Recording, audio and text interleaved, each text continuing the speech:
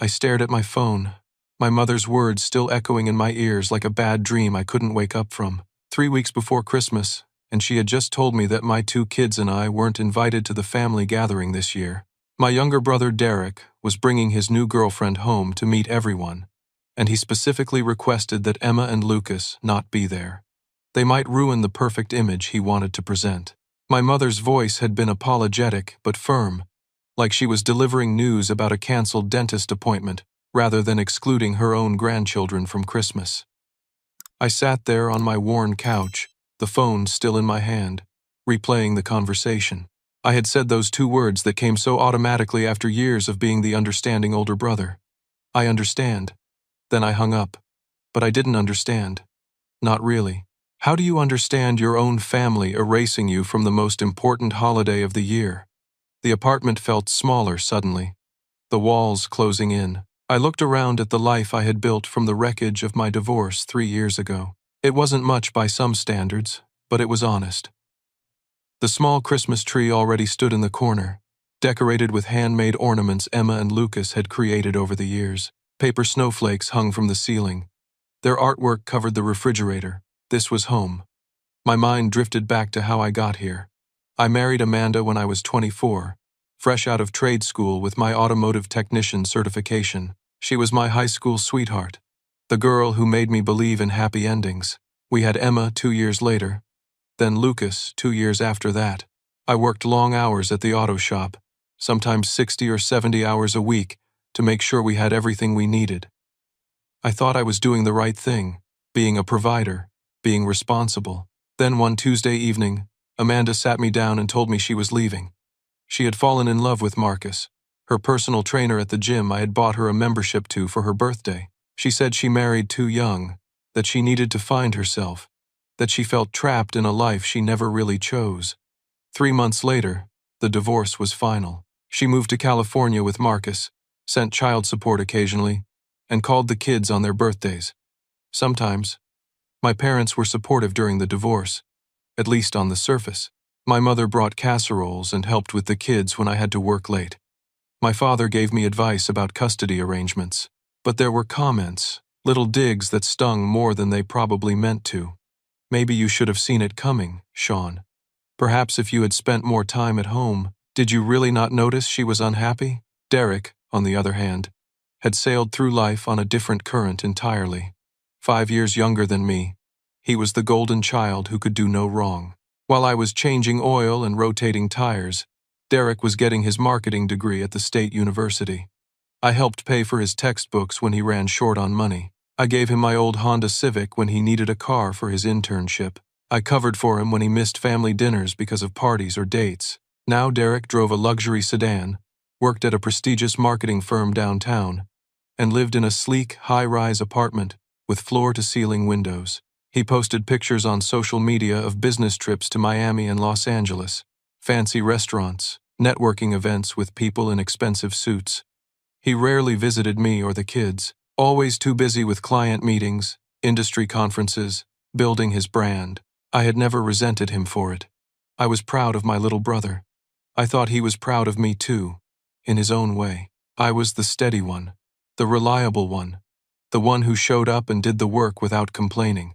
Apparently, that made me forgettable, erasable, inconvenient. The apartment was quiet except for the hum of the refrigerator and the distant sound of traffic outside. Emma and Lucas were at their after-school program, wouldn't be home for another hour. I sat in the silence, holding my phone, staring at the screen. Then it buzzed. A group text message from my extended family. Aunt Patricia had started a thread about the Christmas gathering. Everyone was chiming in with excited messages. "Can't wait to see everyone! So excited to meet Derek's girlfriend. Should I bring my famous green bean casserole? What time should we arrive?" I scrolled through 23 messages. Not one person mentioned me. Not one person asked where I would be, or if I was bringing the kids. It was like we had already vanished, edited out of the family portrait before the picture was even taken. My mother hadn't told anyone we were excluded. To them, it probably looked like I was just being quiet, maybe busy with work. They had no idea that their nephew and niece, their cousin's kids, had been deemed unacceptable for the perfect family Christmas. My hands started shaking. Not from sadness anymore, but from something else. Something that felt like anger, beginning to wake up after a long sleep. That evening, Emma came bounding through the door with her backpack bouncing on her shoulders. Her cheeks flushed from the cold December air. Lucas followed behind her, dragging his coat on the floor like he always did despite my reminders to hang it up. They were beautiful, my kids. Emma had my dark hair and her mother's green eyes. Lucas had my blue eyes and a smile that could light up a room. They were good kids. Kind kids. The kind of children any grandparent should be proud to claim. Emma dropped her backpack and ran to me. "Dad, are we going to Grandma and Grandpa's house for Christmas like always?" She was 8 years old, smart as a whip, and already learning to read the room better than most adults. I could see the hope in her eyes, the excitement of continuing a tradition she loved. I felt my chest tighten. How do you tell your child that she's not wanted? How do you explain that her uncle thinks she and her brother would ruin his perfect image? I had rehearsed this moment in my head all afternoon, trying to find words that wouldn't break their hearts or make them feel like they had done something wrong. I knelt down to her level, putting on my best smile. "Actually, sweetie, I think we're going to have our own special Christmas here this year. Just the three of us. We can make it really fun, do whatever we want, maybe have breakfast for dinner, watch movies all day, build a blanket fort." Lucas perked up at that. "A blanket fort? Can we make it really big?" "Of course, buddy. The biggest one ever." But Emma wasn't convinced. Her face fell slightly, that perceptive look crossing her features. "But what about seeing Aunt Patricia and Uncle Tom? And our cousins? I made a drawing at school for Grandma. She was so proud of it when I told her about it last week." The mention of last week stung. My mother had been planning this exclusion while still playing the role of excited grandma, probably already knowing that Emma's drawing would never be delivered, that these plans would never happen. "Well," I started, struggling to find the right words. "Uncle Derek has a special friend visiting. The gathering is going to be really small this year, just for grown-ups to have boring conversations about boring stuff. You guys would probably be bored anyway." Lucas accepted this easily, already distracted by the idea of the blanket fort. But Emma kept watching me, her green eyes searching my face. She asked quietly, almost in a whisper, "Don't they want us there, Dad?" Those 6 words nearly broke me. I pulled both kids into a hug, holding them tight. "Of course they want you," I lied, hating myself for it. "It's just complicated grown-up stuff. But I promise you, we are going to have the best Christmas ever, just the 3 of us. You have my word." Emma hugged me back, but I could feel her doubt, her sadness. Kids know when adults are lying to protect them. It doesn't make the lie hurt less. It just teaches them that sometimes love comes with conditions, that sometimes you're not quite good enough for the table. Over the next few days, I threw myself into work and planning. I picked up extra shifts at the auto shop, working late into the evenings after the kids were in bed. My boss, grateful for the help during the busy winter season, didn't ask questions. The overtime pay would help me afford better presents, make Christmas morning special enough to overshadow the absence of extended family. Maybe I just couldn't carry it alone anymore. So I told him. The whole story spilled out.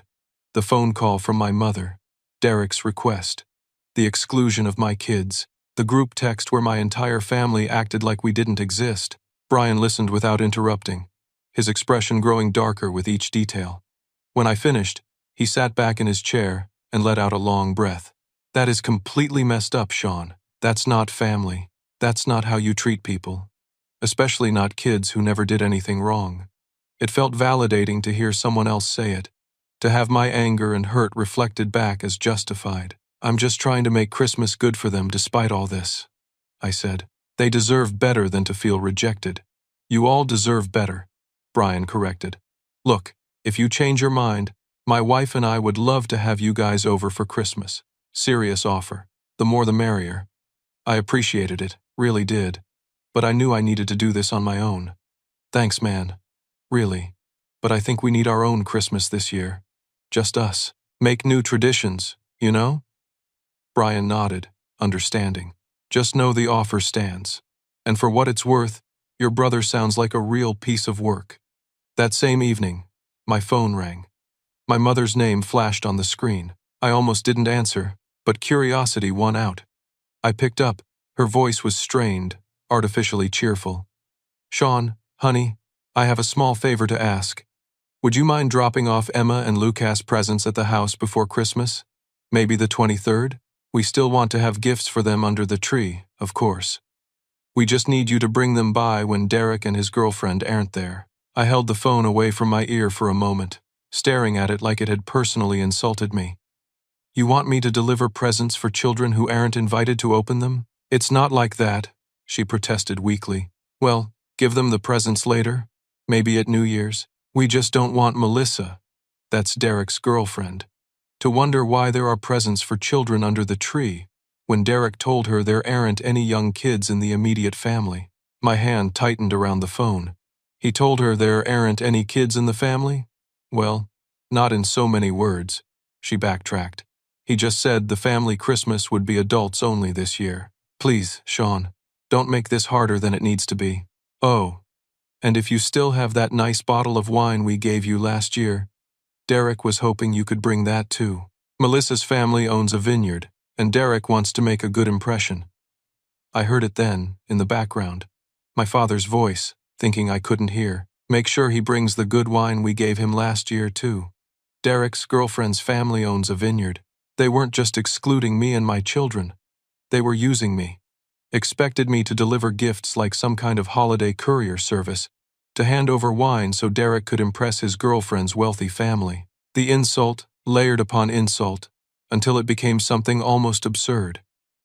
"I'll think about it," I said flatly, and ended the call. I sat there in the quiet apartment, Emma and Lucas already asleep in their shared bedroom down the hall, and made a decision. I wasn't delivering anything. I wasn't playing along with this charade. I was going to focus on my kids, on making Christmas morning magical within these modest walls, and let Derek's perfect image stand on its own merit or crumble under the weight of his lies. 2 weeks before Christmas, Emma had her school Christmas concert. She had been practicing her solo for weeks, a sweet rendition of Silent Night that she sang around the apartment constantly. I wouldn't have missed it for anything in the world. I invited my parents, sending a text with the date, time, and location of the school auditorium. Part of me still hoped, despite everything, that they would show up for their granddaughter. The response came 3 hours later. A text from my mother. "So sorry, we can't make it. We're helping Derek get his place ready for Melissa's visit next week. She's staying at his apartment for a few days before Christmas. You understand. Give Emma a hug from us."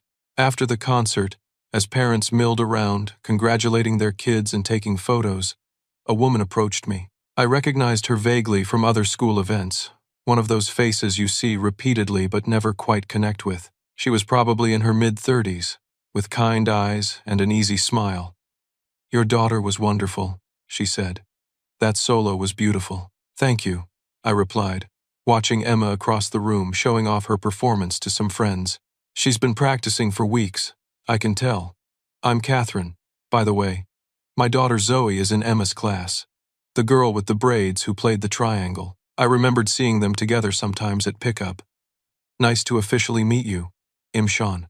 We chatted for a few minutes about the concert, about the upcoming winter break, casual parent small talk.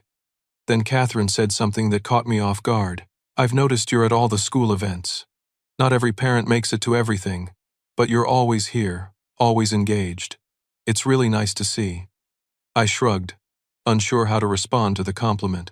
"They're only young once, right? Want to be present while I can. That's a good philosophy." Catherine paused, seeming to consider her words. "I'm a single parent, too. My husband passed away 3 years ago, so I get it, the juggling act, making sure they know they're loved even when it's just you." "I'm sorry for your loss," I said genuinely. "Thank you. It gets easier, but different. Anyway, I was wondering, what are your Christmas plans? Doing anything special?" "Just keeping it low-key," I said, not wanting to explain the whole messy situation. The 3 of us at home, making it cozy. Something flickered across Catherine's face. Sympathy, maybe, or understanding. She started to say something, then stopped herself. "Well, If you ever want to arrange a play date for the kids, Zoe and Emma seem to get along really well. I think they'd enjoy it. That would be great, I said, meaning it. We exchanged numbers, and Catherine gave me one more smile before heading off to find her daughter. It was a small moment, a brief connection, but it reminded me that not everyone saw my circumstances as shameful or inconvenient. Some people just saw a parent trying his best. The next day, something strange happened. I got a Facebook friend request from someone named Julia Patterson. I didn't recognize the name, but when I clicked on the profile, I saw we had several mutual friends: Derek, my mother, my father, several extended family members. The profile picture showed a woman in her early 30s with dark hair and a warm smile, standing on a beach somewhere tropical. Curiosity got the better of me, and I accepted the request. Immediately, a message notification popped up. Julia Patterson had sent me a direct message. My pulse quickened as I opened it. "Hi, Sean. I'm sorry to reach out like this, but I think you should know something about Christmas. I hope this isn't overstepping." I stared at the message, confused. Who was this person? I typed back. "Hi, Julia. I'm sorry, but who are you exactly?" Her response came quickly. "I'm Melissa's sister, Derek's girlfriend. We've never met, but I heard your name mentioned and did some digging. I think you and I need to talk." My heart started pounding. I typed back, "I'm listening." What came next was a series of messages that made my blood run cold. Julia explained that her sister Melissa had been dating Derek for 8 months. Melissa had mentioned to Julia that she was excited to go home with Derek for Christmas to meet his wonderful family. According to Derek, his family was extremely close-knit, sophisticated, and successful. He had specifically told Melissa about his older brother, the successful business owner who was always traveling for work. Julia's next message hit like a punch to the gut. Derek told Melissa, "You're in Europe right now on business. He said you're some kind of international car dealership owner, always flying between London and New York. That's why Melissa won't be meeting you at Christmas. You're supposedly out of the country." I read the message 3 times, each time feeling more stunned. He had created an entire fictional version of me, complete with a career and a lifestyle that bore no resemblance to reality. And in this fiction, I apparently had no children. I typed back, "Melissa doesn't know I have kids." Julia's response was immediate. Derek told her he has no nieces or nephews. He said it's just him and his parents for Christmas, very intimate. My sister values family more than anything. She comes from a big, close family. That's part of why she was so excited about Derek. He painted this picture of a perfect family dynamic. Another message followed. "I found out the truth by accident. I was at my parents' house last week and saw an old photo on their mantel. It was from Derek's Facebook from a few years ago, a family gathering. There were kids in the photo. When I asked Melissa about it, she looked confused and said Derek definitely told her there were no young kids in the immediate family. That's when I started digging and found your profile. Those are your kids in that photo, aren't they?" "Yes," I typed back, my hands shaking. "Emma and Lucas. They're 8 and 6. Julia sent one more message. "I'm so sorry. I debated whether to reach out, but this felt wrong. My sister deserves to know the truth about who she's dating. And you deserve to know that Derek is literally erasing you and your children from existence to impress her family. Melissa's parents are wealthy.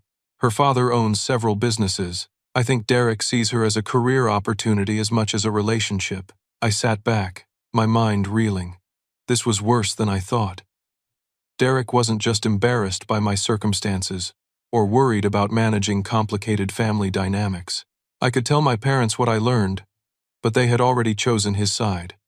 I could do nothing and let Derek's house of cards stand, but that felt like accepting my own erasure. The next morning, after dropping the kids at school, I called my mother. I needed to hear it from her directly, needed to confirm what Julia had told me.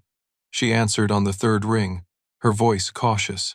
"Sean, is everything okay? I need to ask you something, and I need you to be honest with me. Does Melissa know I exist? Does she know about Emma and Lucas?" The silence on the other end stretched for several seconds. Then my mother sighed.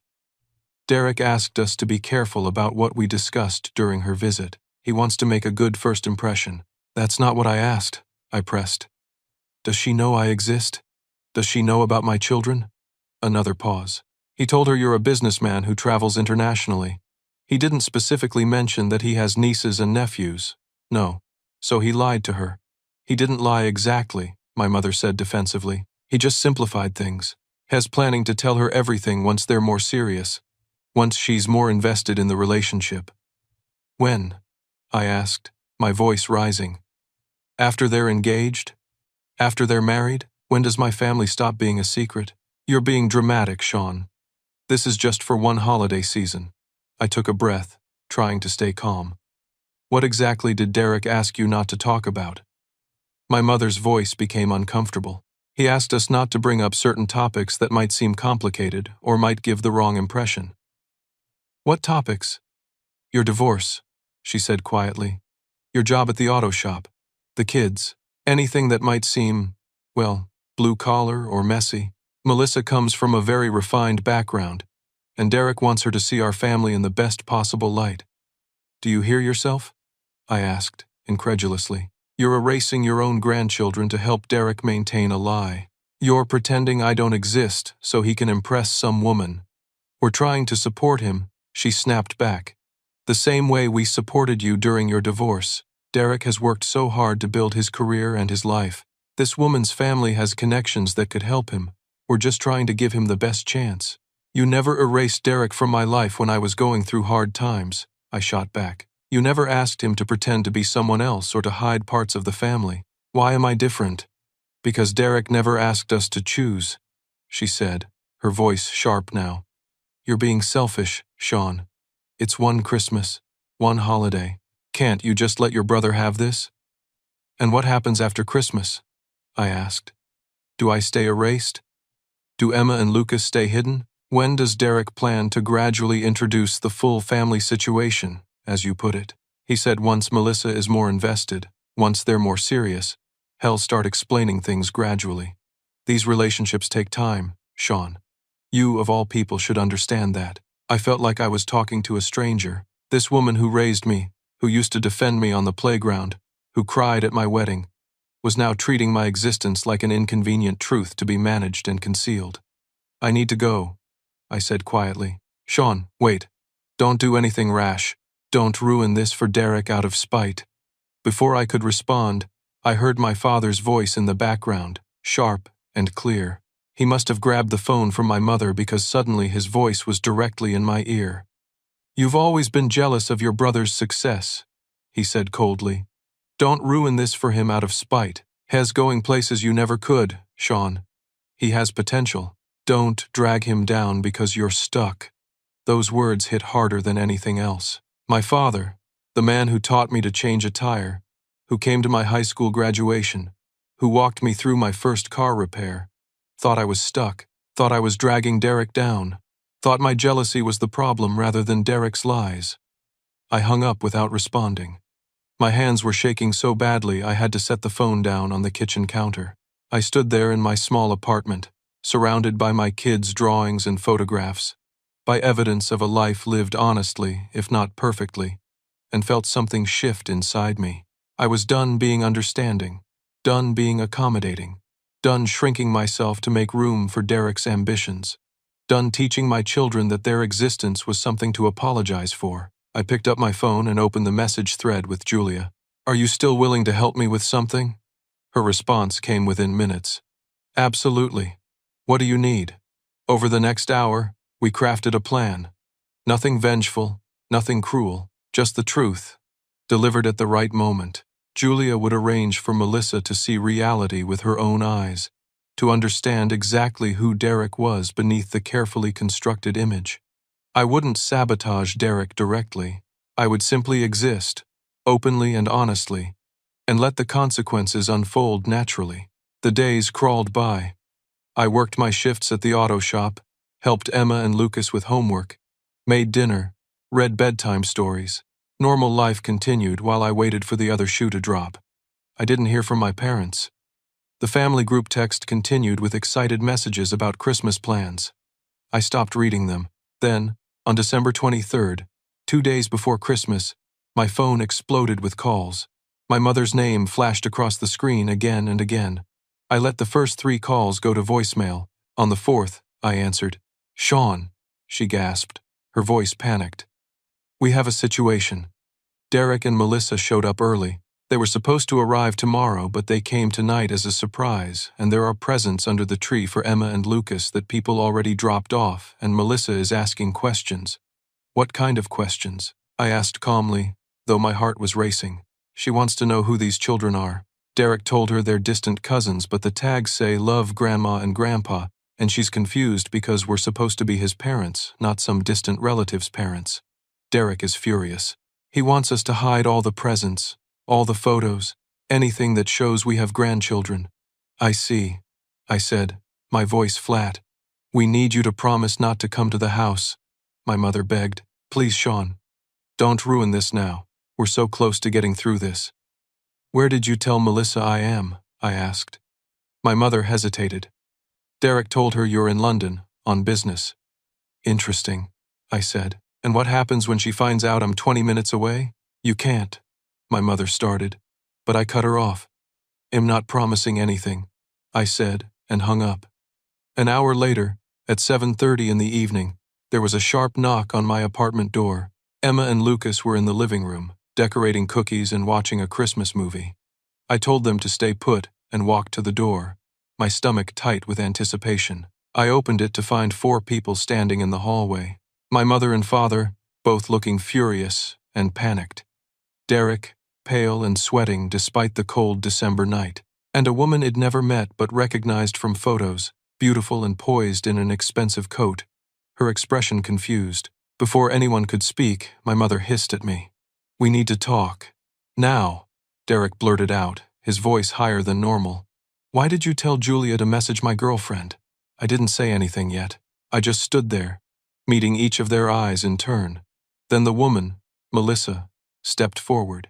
She looked at me carefully, her gaze sharp and assessing. "Wait," she said slowly, her voice uncertain.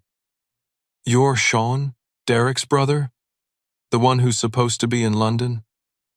Then she looked past me, through the open doorway into my apartment, and her eyes landed on Emma and Lucas at the kitchen table. Her expression transformed, confusion giving way to shock. "And those are children," she said, her voice barely above a whisper. She turned to Derek, her face pale. "Derek, whose children are those?"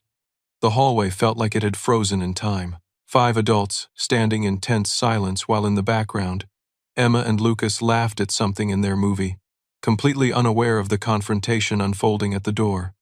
I made a decision in that split second. Whatever happened next, my kids weren't going to be spectators to it. "Come inside," I said quietly, stepping back to open the door wider. Melissa walked in first, her eyes never leaving Emma and Lucas. My parents followed, both looking like they wanted to be anywhere else in the world. Derek came last, his face a mask of panic and anger. I closed the door behind them. Emma looked up from the cookies, her face brightening when she saw familiar faces. "Grandma! Grandpa!"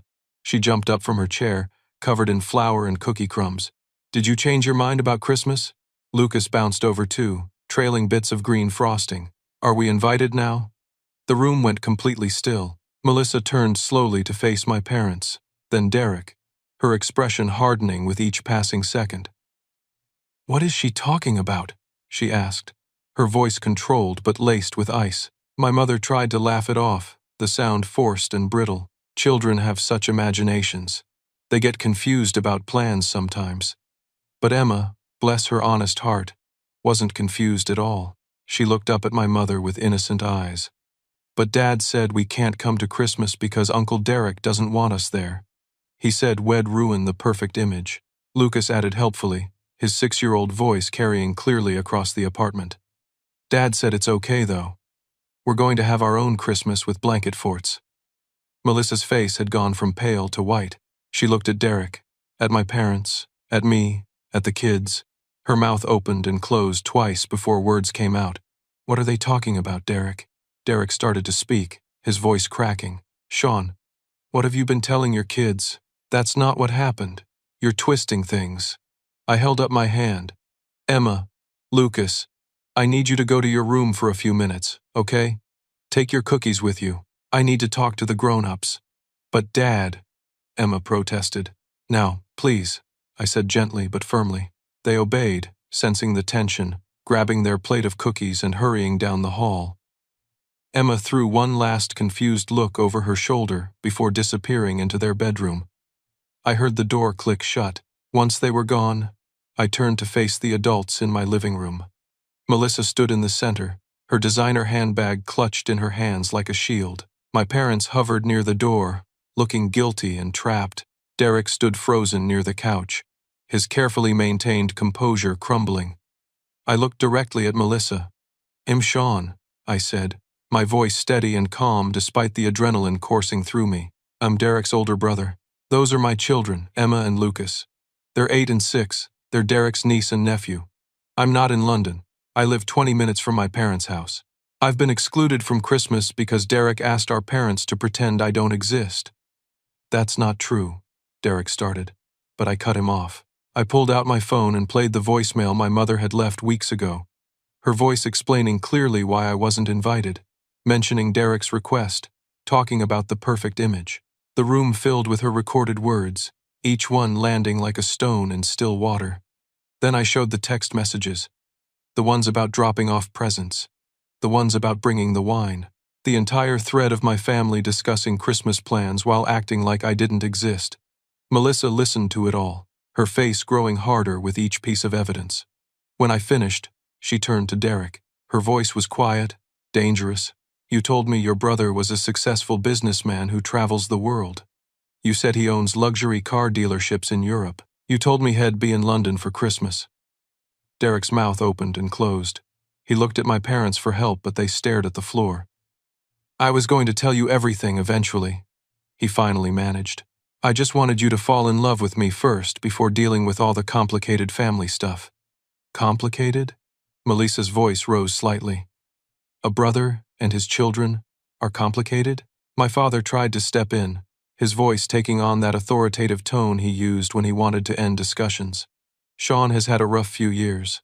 Divorce, money troubles. Derek didn't want to burden you with all that negativity during the holidays. He was trying to protect you from family drama." Melissa turned on my father with a look that could have melted steel. "Burden me? With the existence of family members?" She looked around the apartment, really seeing it for the first time.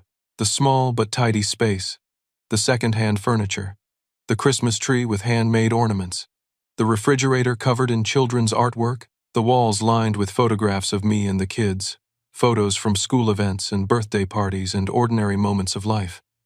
Her eyes landed on one photo in particular, me in my work uniform from the auto shop, grease-stained and smiling, holding up a wrench. She walked over to it, studying it closely. "You're a mechanic," she said. It wasn't a question. "Yes," I said. "I am." She turned back to Derek, and I saw something break in her expression. "And Derek told me his brother owned a chain of luxury car dealerships across Europe, that you were this international businessman, always flying between London and New York for meetings." The silence that followed was deafening. Melissa continued, her voice shaking now with anger or hurt, or both. "My sister Julia called me this morning. She told me she reached out to your brother because she was concerned. I didn't believe her at first. I thought maybe she was being paranoid or had misunderstood something. But I insisted we come here tonight to clear it up. I told Derek I wanted to meet his brother before Christmas, that it was important to me." She looked at Derek with something like disgust. "You've been lying to me for 8 months. About your family, about your life, about who you are. Everything you told me was designed to impress me, to make yourself look better, more successful, more put together than you actually are. It's not like that," Derek pleaded, his voice desperate now. "I love you, Melissa. I just wanted to be good enough for you. Your family is so successful, so perfect. I didn't want you to see all the messy parts of mine." "So you erased them?" Melissa shot back. "You erased your brother and his children because they didn't fit the image you wanted to project? What kind of person does that?" My mother tried one more time. "Melissa, dear, this is all a misunderstanding. Derek was just trying to make a good impression. Surely you can understand wanting to put your best foot forward in a new relationship." Melissa turned to my mother, and her voice was ice. My father grew up poor, she said. He built his business from nothing. He worked as a janitor while going to night school. He put himself through community college while supporting his parents and his younger siblings. The only thing he values more than success is integrity and family loyalty. He would never respect a man who erases his own family to impress people. She looked back at Derek, and I saw the moment she made her decision. We're done. I can't be with someone who lies about something so fundamental. Someone who would throw away his own family for social climbing. That's not who I want to build a life with. Melissa, please, Derek started, reaching for her. She stepped back. Don't. Just don't. She turned to me, and her expression softened. I'm sorry you were put through this. Your children are beautiful. You deserve so much better than this. She gestured vaguely at my parents and Derek. Then she walked to the door, her heels clicking on the hardwood floor. Derek stood frozen for a moment, then suddenly sprang to life. Melissa, wait! We can talk about this. He ran after her, his voice echoing in the hallway as he chased her down the stairs. My parents stood in my living room, looking shell-shocked. For a long moment, nobody moved. Then my mother started crying, covering her face with her hands. You've ruined Derek's life, she sobbed. He was so happy. He finally found someone special and you ruined it. I felt something cold settle in my chest. I didn't ruin anything, I said quietly. Derek did this to himself, and you both helped him. My father moved to comfort my mother, his arm around her shoulders. But his face was different now, not angry anymore, just tired, deflated. He looked at me with something that might have been shame. We were just trying to help him succeed, he said weakly. By erasing me and your grandchildren, I asked. That's not help. That's betrayal. My mother looked up, her mascara running, her face blotchy with tears. We never meant to hurt you. We thought you'd understand. You've always been so strong, so capable. Derek needed us more. So you took me for granted, I said. You assumed I'd just accept being invisible because I wouldn't make a fuss about it.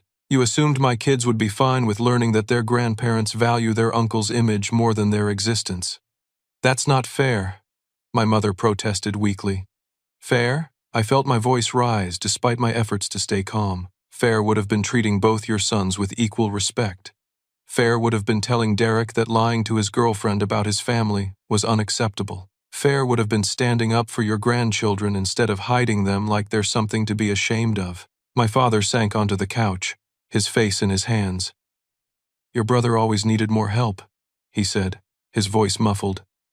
You were always so independent, so self-sufficient. You figured things out on your own. Derek needed guidance, support, someone to open doors for him. I walked to the window, looking out at the December night, at the lights from other apartments where other families were preparing for Christmas. So you helped him by teaching him that integrity doesn't matter? That family is disposable if it doesn't serve your interests? That's the guidance you gave him? We made a mistake, my father said quietly. A terrible mistake. My mother stood up, wiping at her eyes. What do we do now? How do we fix this? I turned to face them. That's not my question to answer. That's yours. You decide what kind of grandparents you want to be. What kind of parents. The door is open, but not under conditions. You're either all in with all of us, or you're out. I won't let my kids learn that love is conditional, that they have to earn their place at the table. And Derek? My mother asked in a small voice. Derek needs to figure out who he wants to be. I'm not his keeper, but I'm also not going to pretend to be someone I'm not or hide my kids so he can maintain a fantasy. My parents left quietly, no resolution, no promises, just a heavy silence and the weight of choices that couldn't be undone. The door clicked shut behind them, and I stood alone in my living room, the sound of the Christmas movie still playing faintly from the kids' bedroom. I walked down the hall and opened their door. Emma and Lucas were curled up on Emma's bed, the plate of cookies between them, watching a tablet. They looked up when I came in, their faces uncertain. Is everything okay, Dad? Emma asked. It's complicated, I said honestly, sitting on the edge of the bed. Sometimes grown-ups mess up and hurt each other. But I want you both to know something really important. You did nothing wrong. Nothing. You are wonderful, amazing kids, and anyone who doesn't see that is missing out, okay? Lucas nodded. But Emma, as always, saw deeper. "Are Grandma and Grandpa mad at us?" "They're not mad at you," I promised. "They're figuring some things out. But no matter what happens with them, you and me, we're solid. We're a team.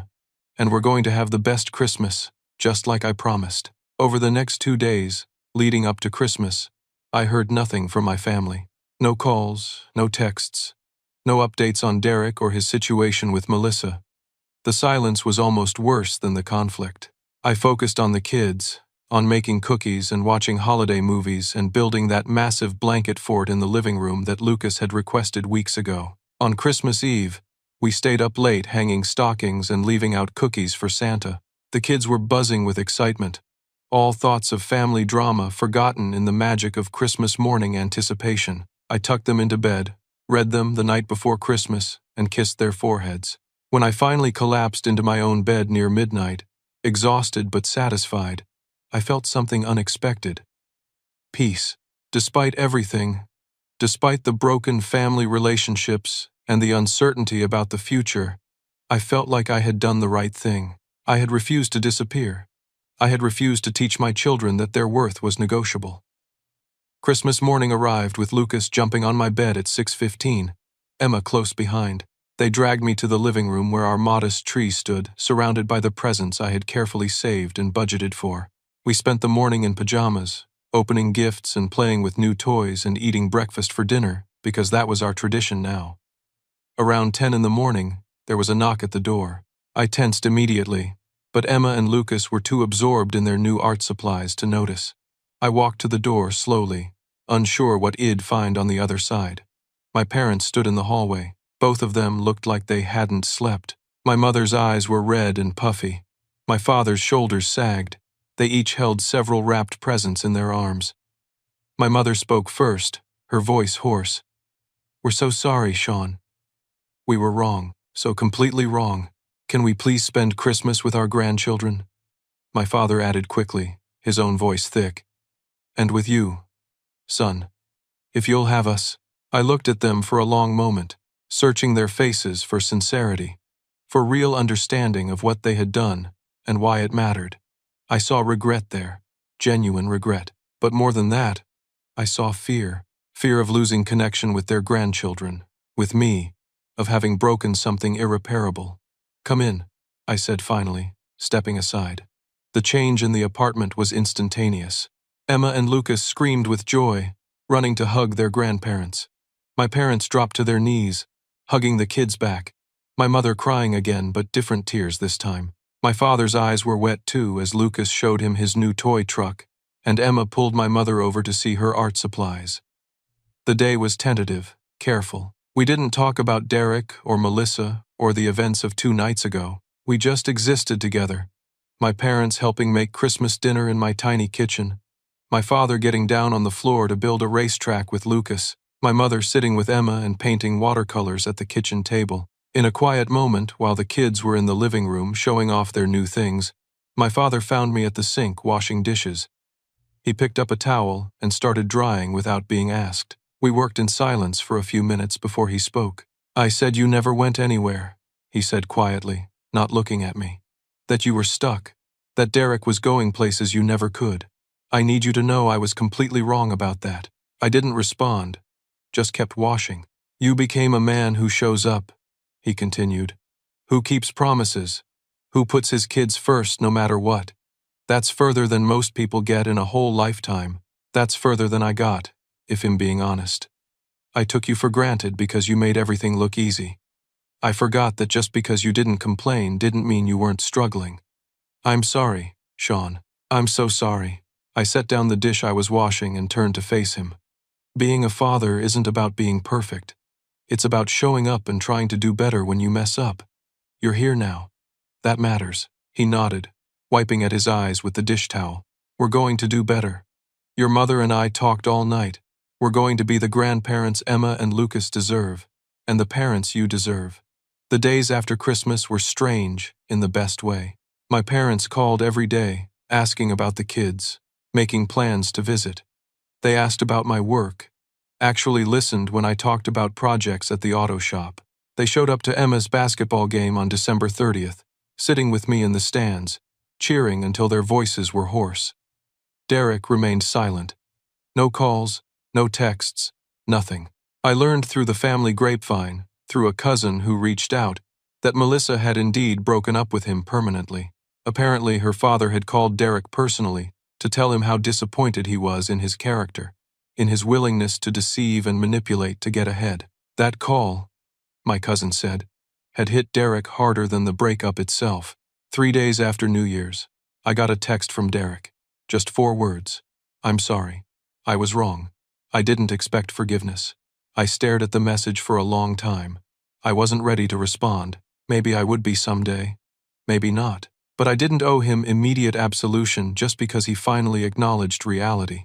Forgiveness, real forgiveness, would take time and proof of change. I left the message unread. A week into January, I got a message from Julia, Melissa's sister. She thanked me for handling everything with dignity, for not stooping to cruelty even when I had every right to be angry. She mentioned that Melissa was doing okay, was actually relieved to have discovered Derek's character before things went any further. Julia also said something that stuck with me. She wrote, "You showed her what real integrity looks like. You didn't need to destroy your brother to prove your point. You just existed honestly, and that was enough." At work one afternoon in mid-January, Brian found me during lunch break. We sat in the break room with our sandwiches and coffee. "So," he said, "I've been meaning to ask, how did everything turn out with the whole Christmas situation?" I filled him in on everything. The confrontation at my apartment, Melissa walking out, my parents' tentative reconciliation, Derek's silence, and eventual apology. Brian listened, shaking his head in amazement. "You could have destroyed your brother when you had the chance," he said. "You had all the ammunition, all the moral high ground. You could have made him look terrible. That wouldn't have helped my kids see how real men handle conflict," I said. "I wanted them to see that truth doesn't need cruelty to win, that you can stand up for yourself without tearing someone else down. That integrity matters more than revenge." Brian raised his coffee cup in a mock toast. "That's wisdom right there, man. Your kids are lucky to have you." That weekend, I took Emma and Lucas to the park. It was cold but sunny, one of those crisp winter days where the sky is impossibly blue. They ran around on the playground while I sat on a bench, watching them play, listening to their laughter carry across the frozen grass. My phone buzzed, a text from my mother asking if they could take the kids to the zoo next weekend. I smiled and texted back yes. Then another buzz, this one from Catherine, the single mother I'd met at Emma's Christmas concert. She was asking if the kids wanted to have a playdate with her daughter Zoe, maybe grab pizza together. I responded yes to that too. Life was moving forward, building new connections, healing old wounds. Not perfect, not without scars, but honest and real.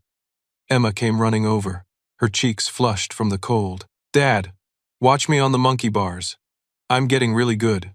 "I'm watching," I called back. "Show me what you've got." She ran back to the playground equipment, and I watched her climb and swing with determination. Lucas cheering her on from below. These were my kids, beautiful and brave and completely themselves. And they would grow up knowing that their existence was never something to hide, never something to apologize for. Later that evening, after dinner and baths and bedtime stories, after Emma and Lucas were asleep in their room, I sat on my couch in the quiet apartment.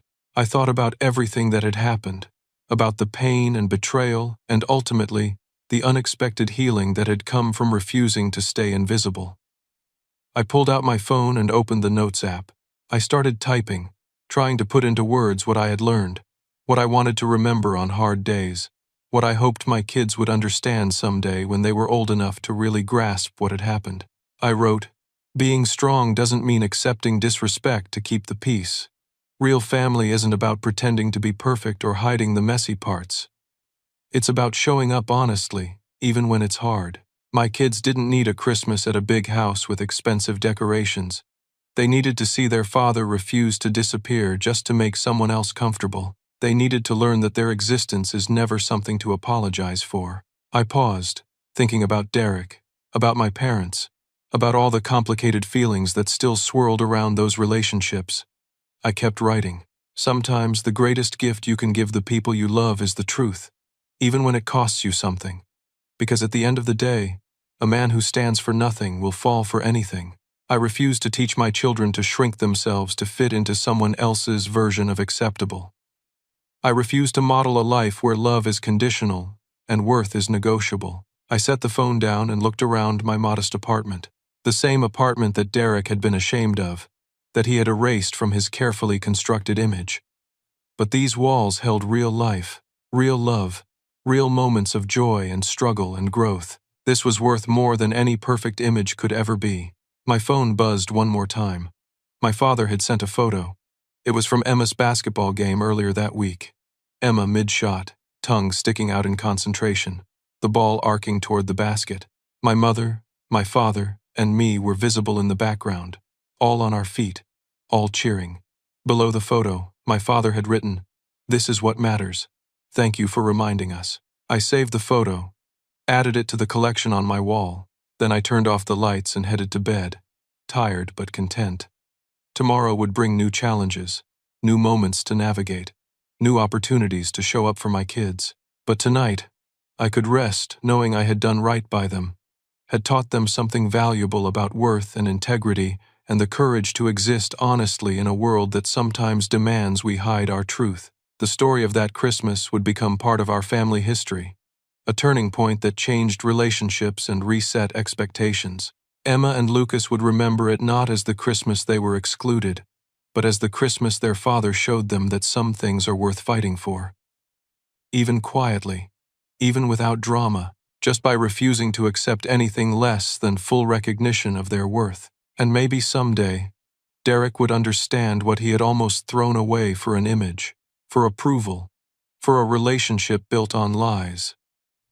Maybe he would learn what I had learned that December, that the only life worth living is an honest one, and the only family worth having is the one that sees you completely and loves you anyway. But that was his journey to make. Mine was here, in this small apartment, with my beautiful kids, building a life that was real and messy and completely, honestly ours. Before I finish, I want to ask you something. Have you ever felt invisible in your own family? Have you had to make the choice between keeping the peace and standing up for your worth? How did you handle it?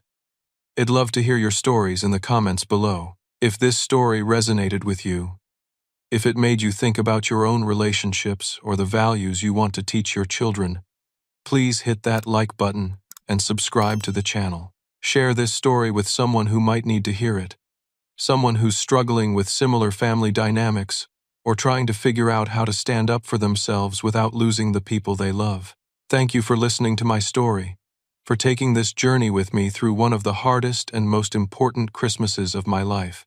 I hope it reminded you that your existence is never something to apologize for, that real love doesn't require you to hide parts of yourself, and that sometimes the bravest thing you can do is simply refuse to disappear.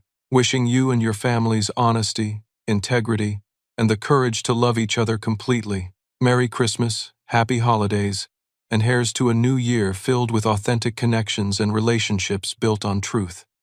Take care of yourselves and each other.